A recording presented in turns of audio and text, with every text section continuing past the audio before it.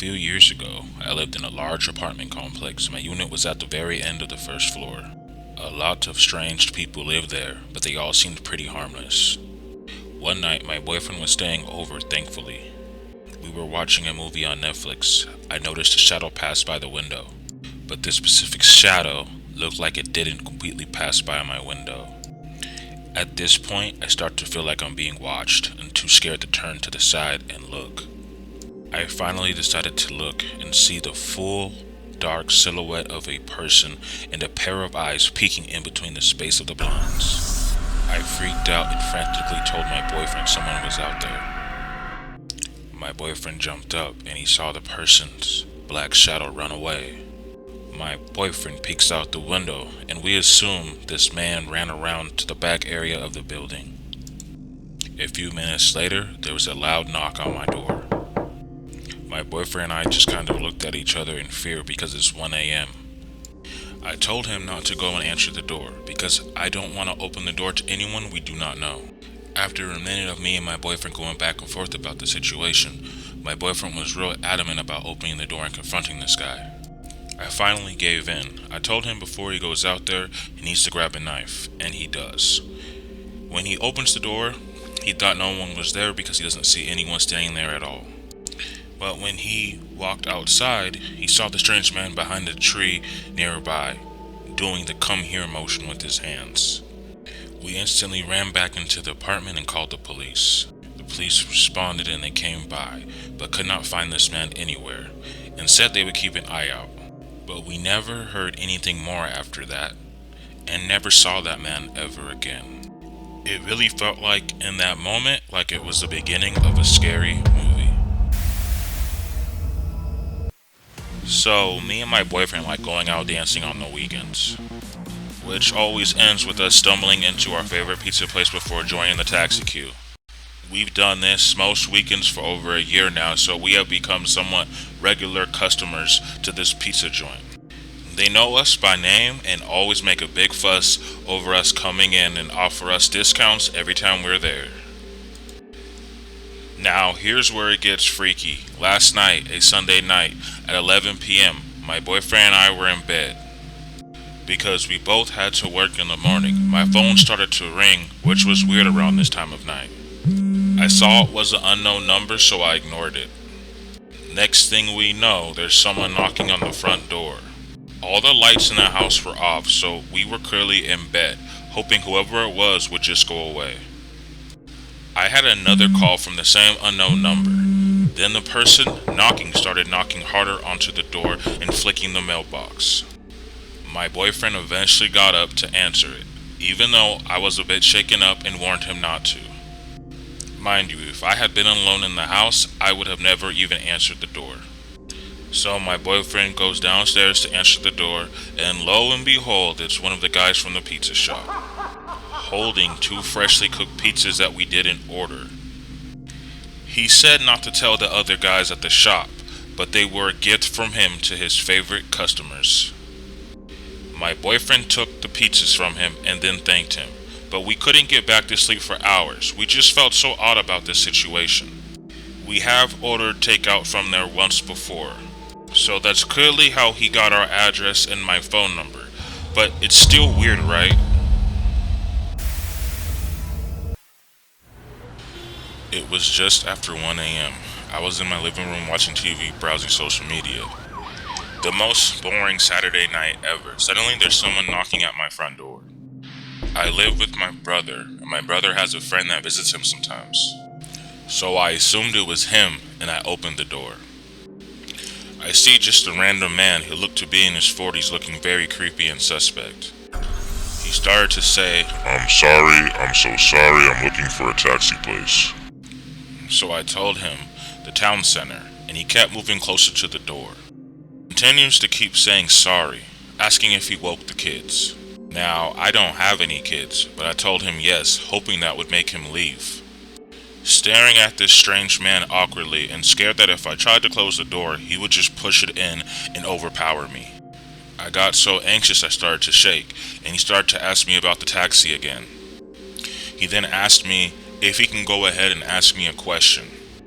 The strange man told me he just got divorced yesterday and that I was very beautiful.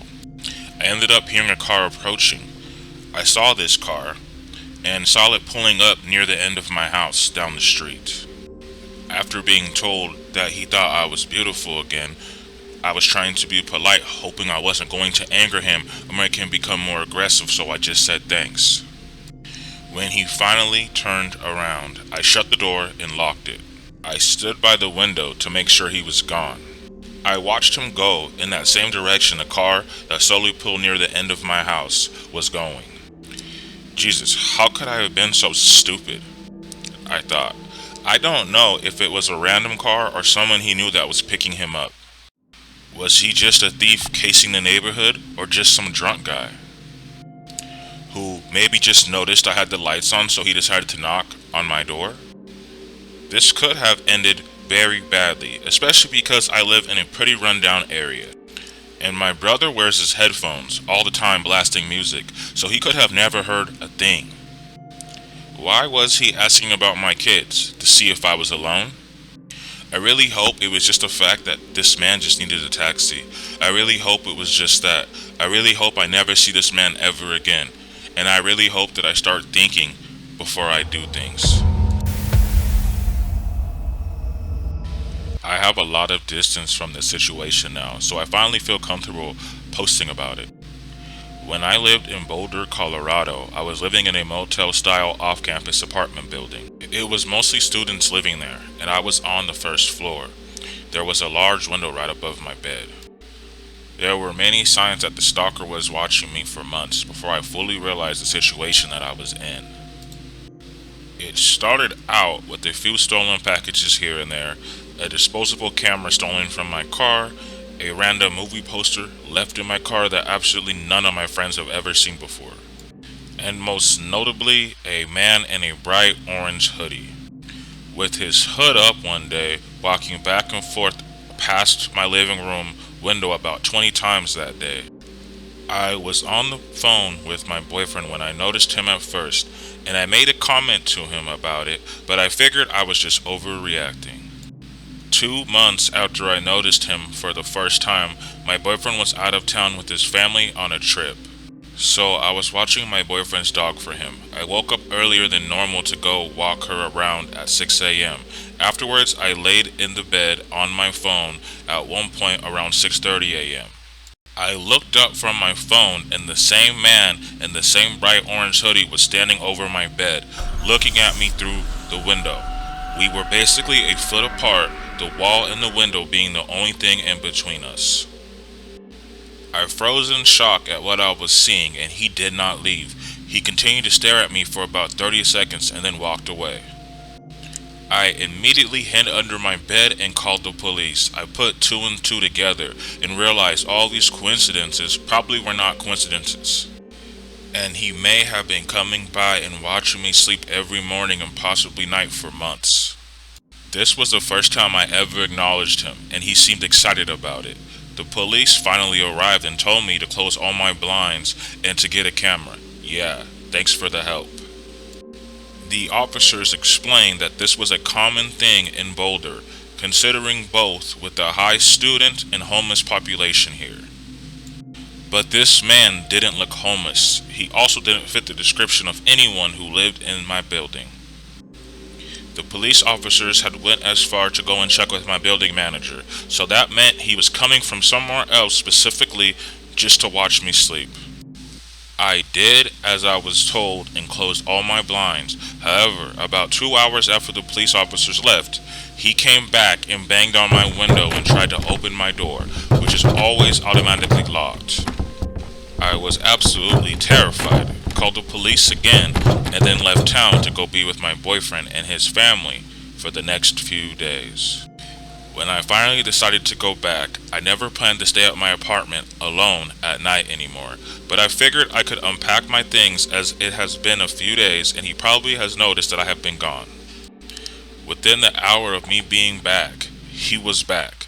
This time he held up a camera through one of the cracks in my blinds that I had and held up a knife behind the camera, slowly walking by and making sure I saw. Oh, I saw alright. I called the police for a third and final time. They finally made an official police report and I moved out of my apartment within the week. I never did see him again, but time after time I did check my old apartment's reviews on Google because they tried to charge me $1,800 to leave and break the lease while knowing about the situation, which I thought was insane. Colorado laws protect stalking victims from these fees though. Anyway, I checked recently considering what had happened with the Idaho 4 murders and how much it reminded me of my own situation. I ended up seeing a review on the complex Google's review about a man chasing girls around with a knife and the building managers doing nothing about it, which is complete negligence. It was from a parent and I had reached out to her personally on Facebook.